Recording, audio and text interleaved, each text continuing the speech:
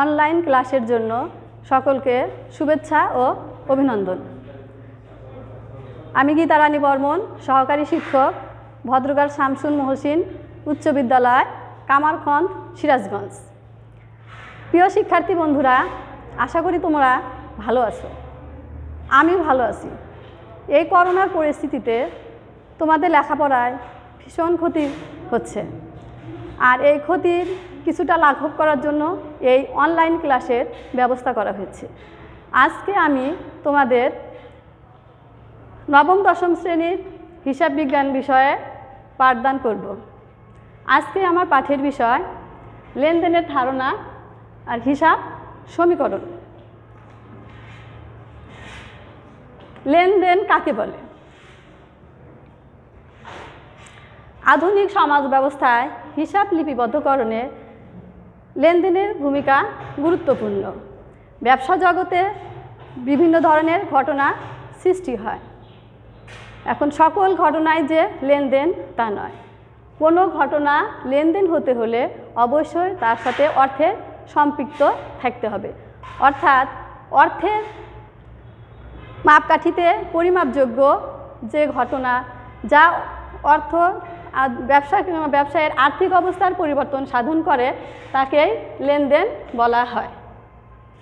উদাহরণস্বরূপ বলা যায়, রূপক ট্রেডার্স সে তার অফিসের প্রয়োজনে ৫,০০০ টাকার একটি আসবাবপত্র ক্রয় করে আনলো। দোকান থেকে ফেরার পথে তিনি আহত হলেন। এখানে দুটি ঘটনা ঘটেছে। একটি হচ্ছে সে আসবাবপত্র ক্রয় করেছে, আর আরেকটি হচ্ছে সে আহত হয়েছে। সে আসবাবপত্র ক্রয় করাতে কি হয়েছে? অর্থের সাথে সম্পৃক্ত আছে। এখানে আসবাবপত্র ক্রয় করাতে তার কি হয়েছে? একদিকে সম্পদ আসবাবপত্র আসছে, আর একদিকে নগদ অর্থ চলে গেছে। এখানে আমরা দেখতে পাচ্ছি, এখানে আসবাবপত্র ক্রয় করাতে তার কি হয়েছে? সম্পদের আসবাবপত্র ক্রয় করার কারণে আর্থিক অবস্থার পরিবর্তন হয়েছে ব্যবসা প্রতিষ্ঠানের। এই ক্ষেত্রে এই ঘটনাটি, প্রথম ঘটনাটি হচ্ছে লেনদেন। আচ্ছা, এবার দ্বিতীয় ঘটনাটা বললাম যে রূপক ট্রেডার্স কি আসার পথে রাস্তায় আহত হন। এখানে অর্থের সাথে কোনো সম্পৃক্ত নাই, তাই এটি হচ্ছে লেনদেন নয়। এক্ষেত্রে আমরা একটা কথা বলতে পারি যে সকল লেনদেনই একটি ঘটনা, কিন্তু সকল ঘটনায় লেনদেন নয়। কারণ কোনো ঘটনা লেনদেন হতে হলে অবশ্যই সেটা কী করতে হবে? অর্থের সাথে সম্পৃক্ত থাকতে হবে। লেনদেনের আবিধানিক অর্থ হচ্ছে গ্রহণ বা প্রদান, গ্রহণ ও প্রদান, অর্থাৎ দেয়া ও নেয়া। লেনদেন আবার দুই প্রকার, একটা হচ্ছে বাহ্যিক লেনদেন আর একটা হচ্ছে অভ্যন্তরীণ লেনদেন। বাহ্যিক লেনদেনে কোনো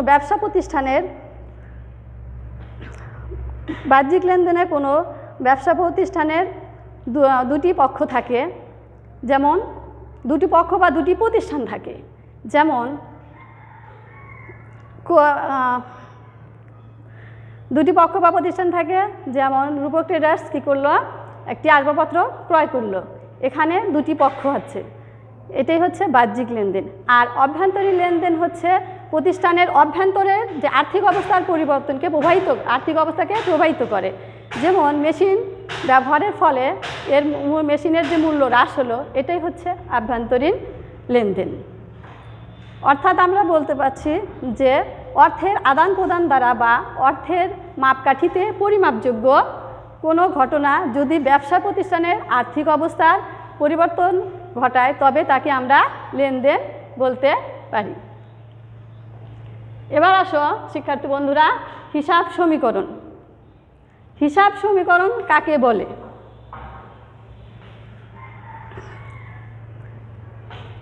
কোনো ব্যবসা প্রতিষ্ঠানের একটি নির্দিষ্ট সময়ে মোট সম্পদের পরিমাণ মালিকানা সত্ত্ব ও বহির্দায়ের সমান হবে। আর যে সমীকরণের মাধ্যমে এই সমতা প্রমাণ করা যায়, তাকে আমরা কি বলবো? হিসাব সমীকরণ বলে থাকি। হিসাব সমীকরণটি হচ্ছে A = L + E শিক্ষার্থী বন্ধুরা তোমরা ভালো করে খেয়াল করো, এ ইকুয়াল এল প্লাস ই। এ অর্থ অ্যাসেটস অর্থ সম্পদ সমূহ, এল অর্থ লায়াবিলিটিস অর্থ দায় সমূহ, আর ই মিনিং হচ্ছে ইকুইটি।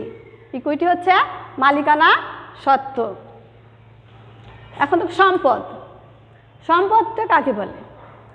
সম্পদ হচ্ছে ব্যবসা প্রতিষ্ঠানের, সম্পদ হচ্ছে আর্থিক পরিসম্পদ, ব্যবসায়ের আর্থিক পরিসম্পদ যা ব্যবসায়ের মালিকাধীন এবং যা মুনাফা অর্জনের লক্ষ্যে ব্যবহৃত হয়। যেমন ব্যবসার মালিকাধীন আসবাবপত্র, দালান কোঠা, কলকবজা ইত্যাদি হচ্ছে সম্পদ। কি শিক্ষার্থী বন্ধুরা বুঝতে পারছো তো? এবার আসো দায়। দায় হচ্ছে ব্যবসায়ের আর্থিক দায়বদ্ধতা, অর্থাৎ ব্যবসা ক্ষেত্রে একটি নির্দিষ্ট সময়ে যেটুকু অবশ্যই আমাকে পরিশোধ করতে হবে সেটাই হচ্ছে দায়, অর্থাৎ মোট সম্পদের ওপর তৃতীয় পক্ষের দাবিটাই হচ্ছে দায়। এবার আসো মালিকানা সত্ত্ব।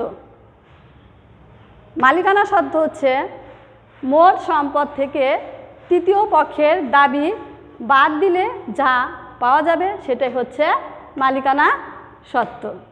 অর্থাৎ মোট সম্পদের উপর মালিকের যে দাবি সেটাই হচ্ছে কি মালিকানা সত্ত্ব। আচ্ছা, মালিকানা সত্ত্বের মধ্যে আবার চারটি উপাদান আছে। একটা হচ্ছে মূলধন বিনিয়োগ, আয়, খরচ এবং উত্তোলন। এই উপাদানের উপর ভিত্তি করে হিসাব সমীকরণকে বর্ধিত করলে পাওয়া যায় A equal to L plus C plus R minus E X minus D,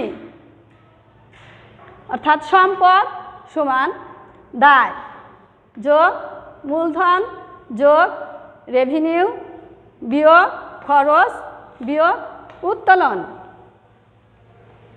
যেখানে এ অর্থ এ ইকুয়াল অ্যাসেটস অর্থ সম্পদ সমূহ, এল হচ্ছে লায়াবিলিটিস দায় সমূহ, সি ক্যাপিটাল মূলধন, আর রেভিনিউ অর্থ আয়, ইএক্স এক্সপেন্সেস খরচ বা ব্যয় সমূহ, ডি ইকুয়াল হচ্ছে ড্রয়িংস উত্তোলন।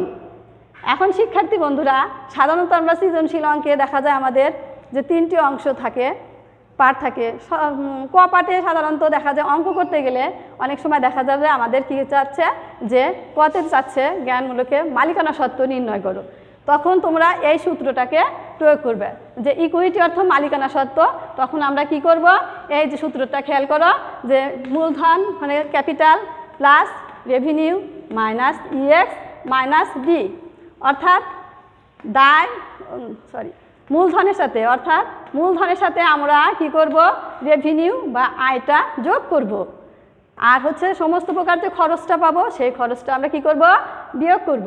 বিয়োগ শেষে আমরা কি করব যে উত্তোলন যে থাকবে সেই উত্তোলনটা কি করব বাদ দিব, দিলেই আমরা কি পাবো ইকুইটি বা মালিকানা সত্ত্ব পেয়ে যাব। শিক্ষার্থী বন্ধুরা আজ এ পর্যন্তই আজকে আমি তোমাদের সাথে আলোচনা করলাম। তোমাদের বাড়ির কাজ থাকবে, তোমরা হচ্ছে হিসাব সমীকরণটা বিশ্লেষণ করবে। আশা করি তোমরা ভালো থাকবে, ভালো থাকো এটুকুই আশা করি। আর তোমরা কি করবে, ঘন ঘন হাত ধুবে, পুষ্টিকরযুক্ত খাবার খাবে। ধন্যবাদ সবাইকে।